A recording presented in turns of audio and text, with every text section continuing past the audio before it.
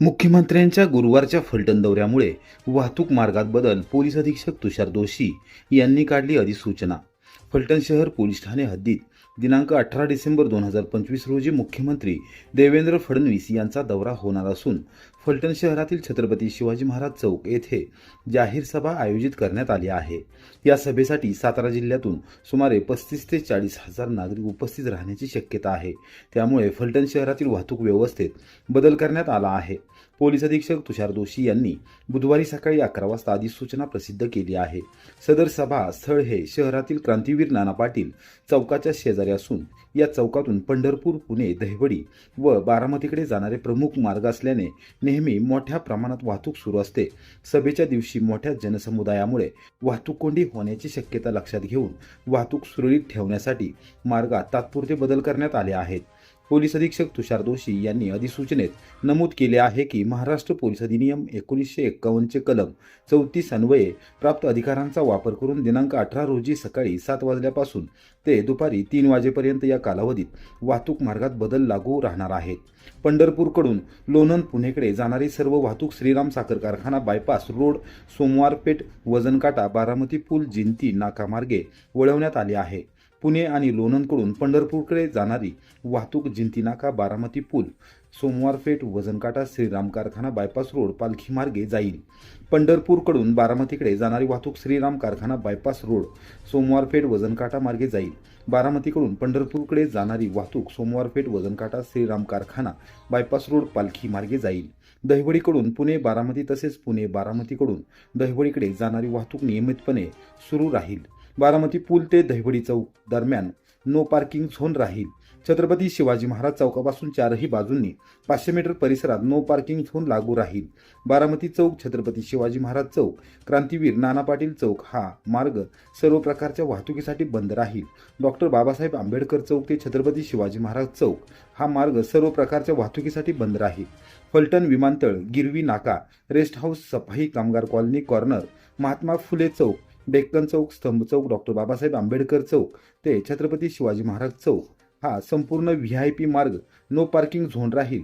वरील मार्गावर आवश्यक त्या ठिकाणी पोलीस बंदोबस्त तैनात करण्यात आला असून नागरिकांनी व वाहन चालकांनी वाहतूक बदलाची नोंद घेऊन पोलीस प्रशासनास सहकार्य करावे असे आवाहन दोशी यांनी केले आहे.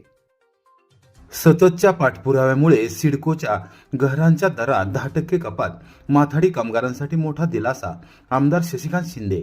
मुंबई, नवी मुंबई परिसरात काम करणाऱ्या पश्चिम व उत्तर महाराष्ट्रातील सर्वसामान्य माथाडी कामगारांसह समाजातील कोणत्याही घटकाचा प्रश्नांचा पाठपुरावा करून तो प्रश्न मार्गी लागेपर्यंत लढा देण्याची माझी भूमिका आहे, असे प्रतिपादन राष्ट्रवादी काँग्रेस शरदचंद्र पवार पक्षाचे प्रदेशाध्यक्ष आमदार शशिकांत शिंदे यांनी केले.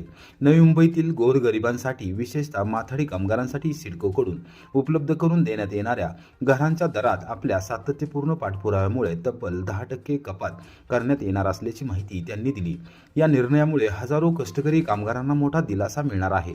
या पार्श्वभूमीवर नवी मुंबई येथील मुंबई बाजार समितीच्या मुख्य कार्यालयातील सभागृहात नागरिकांनी आमदार शिंदे यांची भेट घेऊन त्यांचा सन्मान केला. यावेळी नागरिकांनी त्यांच्या कामाबद्दल आपुलकीच्या व आत्मीय भावना व्यक्त केल्या. दरम्यान बुधवारी सकाळी 8 वाजता आमदार शशिकांत शिंदे यांनी सोशल मीडियावर पोस्ट करताना म्हटले आहे की प्रत्यक्ष भेटून नागरिकांनी व्यक्त केलेल्या भावना या माझ्या कामाची खऱ्या अर्थाने पोहोचपावती आहे. जनतेचा मिळणारा आशीर्वाद आणि प्रेम अधिक जोमाने काम करण्यासाठी बळ देत आहे. या भेटीदरम्यान माथाडी कामगारांच्या विविध प्रलंबित प्रश्नांवर सविस्तर चर्चा व विचार विनिमय करण्यात आला. कष्टकरी गोरगरिबांच्या न्याय हक्कांसाठी आपला संघर्ष यापुढेही सुरूच राहील असा विश्वास आमदार शिंदे यांनी व्यक्त केला. इतिहास जपतानाच नवे पर्व. सातारा जिल्हा परिषद अध्यक्ष बंगल्याचे 1.5 कोटीतून होणार रूपांतर. सातारा लातूर राष्ट्रीय महामार्गावर सातारा शहरात विसावा नाका येथे असलेल्या सातारा जिल्हा परिषद अध्यक्षांच्या निवासस्थानाचे रूप लवकरच पालटणार आहे. सुमारे 6 दशकांचा राजकीय, प्रशासकीय आणि ऐतिहासिक वारसा लाभलेल्या या बंगल्याच्या दुरुस्तीसाठी तब्बल 1.5 कोटी रुपयांचा निधी मंजूर करण्यात आला असून अनेक वर्षांनंतर लवकरच जिल्हा परिषद अध्यक्ष या वास्तूत वास्तव्यास जाण्याची शक्यता आहे. सातारा जिल्हा परिषदेच्या बांधकाम विभागाकडून बुधवारी दुपारी 4 वाजण्याच्या सुमारास याबाबतची माहिती मिळाली. सन 1964 मध्ये होमाई नरिमन कुपर यांच्याकडून जिल्हा परिषदेकडे हस्तांतरित झालेल्या या बंगल्याचा अध्यक्ष निवासस्थान म्हणून वापर सुरू झाला. पुढे 2019 मध्ये वारसा स्थळ जतन समितीने या वास्तूचा हेरिटेज ग्रेडमध्ये समावेश करून तिचे ऐतिहासिक महत्त्व अधोरेखित केले. मात्र कालांतराने इमारत जीर्ण होत गेल्याने दुरुस्तीची नितांत गरज निर्माण झाली होती. या पार्श्वभूमीवर जिल्हा परिषदेच्या स्वनिधीतून सन 2024-25 साठी 50 लाख रुपयांची प्रशासकीय मान्यता 17 मार्च 2025 रोजी देण्यात आली. या निधीतून छत दुरुस्तीचे काम सुरू करण्यात आले. मात्र संपूर्ण नूतनीकरणासाठी निधी अपुरा ठरत असल्याने अतिरिक्त निधीसाठी पाठपुरावा करण्यात आला. जिल्हा परिषदेच्या प्रशासक तथा मुख्य कार्यकारी अधिकारी श्रीमती यास्नी नागराजन यांच्या सातत्यपूर्ण प्रयत्नांना यश येत महाराष्ट्र जिल्हा परिषद व पंचायत समिती अधिनियम 1961 च्या कलम 182 नुसार शासनाकडून 10 ऑक्टोबर 2025 रोजी 1 कोटी रुपयांचा अतिरिक्त निधी मंजूर झाला. त्यामुळे आता या ऐतिहासिक वास्तूचे मजबूतीकरण, फरशी, लाईम प्लास्टर, शौचालय दुरुस्ती यासह सर्व आवश्यक कामे पूर्णत्वास जाणार आहेत. दरम्यान मुख्य कार्यकारी अधिकारी यास्नी नागराजन यांच्यासह अतिरिक्त मुख्य कार्यकारी अधिकारी राहुल गावडे, कार्यकारी अभियंता मोहसिन मोदी, उपअभियंता माधव पाटील व शाखा अभियंता फिरोज पठाण यांनी सुरू असलेल्या कामांची पाहणी करून आवश्यक सूचना दिल्या. एकूण 150 लाख रुपयांच्या खर्चातून पूर्ण होणाऱ्या या दुरुस्तीमुळे जिल्हा परिषद अध्यक्षांच्या निवासस्थानाला नवे, सुसज्ज आणि टिकाऊ रूप प्राप्त होणार आहे. विशेष म्हणजे सातारा जिल्ह्याच्या राजकारणात या बंगल्याला अनन्यसाधारण महत्त्व राहिले आहे. अनेक महत्त्वाचे निर्णय, निवडणुकांतील उमेदवारांची निवड आणि राजकीय हालचाली याच वास्तूत घडल्या. अनेक दिग्गज नेत्यांच्या वास्तव्याने समृद्ध झालेला हा बंगला उज्ज्वल राजकीय वारशाचा साक्षीदार आहे. जिल्हा परिषदेचे अध्यक्षस्थान, परिसराचा होणारा हा विकास सातारा जिल्ह्याच्या एकूण प्रशासकीय आणि राजकीय विकासाला चालना देणारा ठरेल असा विश्वास राजकीय वर्तुळातून व्यक्त केला जात आहे. नाडोलीतील आगीत बाधित मंगे कुटुंबियांच्या पाठीशी शासन ठाम. पालकमंत्री शंभूराज देसाई यांची तातडीची भेट. नाडोली तालुका पाटण येथे बुधवारी दिनांक 17 डिसेंबर रोजी दुपारी 3 वाजता दत्तात्रय खशाबा मंगे, अरविंद किसन मंगे, शंकर रामचंद्र मंगे व दिनकर लक्ष्मण मंगे यांच्या राहत्या घरास अचानक आग लागून घरातील सर्व संसार उपयोगी साहित्य जळून खाक झाले. या आगीत मंगे कुटुंबियांचे मोठ्या प्रमाणात आर्थिक नुकसान झाले आहे. या घटनेची माहिती मिळताच पालकमंत्री शंभूराज देसाई यांनी घटनेचे गांभीर्य लक्षात घेऊन अवघ्या 1 तासात 4 वाजण्याच्या सुमारास तातडीने घटनास्थळी भेट दिली. दौलतनगर येथे जनता दरबार आटोपून त्यांनी थेट नाडोली येथे धाव घेतली.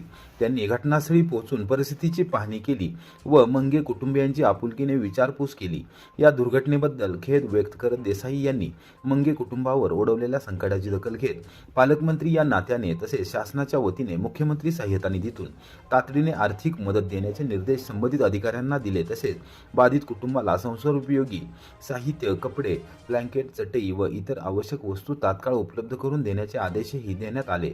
या कठीण प्रसंगी मंगे कुटुंबियांना धीर देत काळजी करू नका, मी तुमच्या सोबत आहे असे आश्वासन मंत्री शंभूराज देसाई यांनी दिले. आपत्तीच्या काळात सामान्य नागरिकांच्या पाठीशी ठामपणे उभे राहणे हीच माझी जबाबदारी असल्याचे त्यांनी यावेळी स्पष्ट केले. सातारा जिल्ह्याला अंमली पदार्थांचा विळखा कायम. पाचगणीत रेव्ह पार्टीवर पोलिसांचा छापा.